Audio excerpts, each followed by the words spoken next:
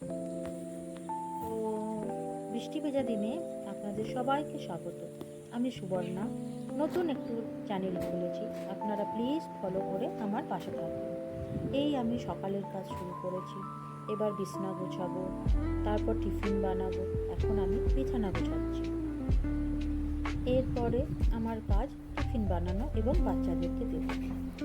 চলুন তাহলে ব্লগটা শুরু করা যাক। আমার বিছানা গোছানোর কাজ শেষ হয়ে এসেছে। এইবার আমি যাব রান্নাঘরে এসে টিফিন বানাবো। এইটা আমার ছোট্ট রান্নাঘর। চলুন এবার আমার বাচ্চাদের পড়ার ঘরের দিকে নিয়ে যাই। এইটা আমার বাচ্চাদের পড়ার ঘর। এবার পড়ার ঘরটা গুছিয়ে তারপরে সবাইকে টিফিন দিয়ে আবার যাব রান্নাঘরের দিকে। দেখুন পড়ার ঘরটা কীরকম লাগছে। আসুন এবার আমরা বাইরেটা একটু দেখি। আমি থাকি একটি গ্রাম, আদ্রা বলে।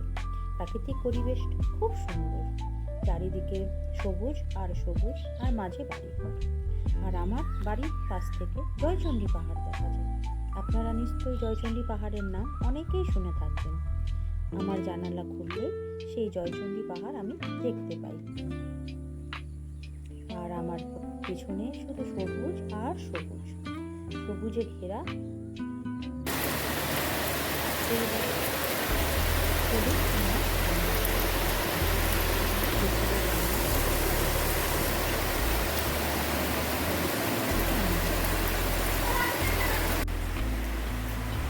এখন আমি দুপুরে রান্না করতে শুরু করে দিই।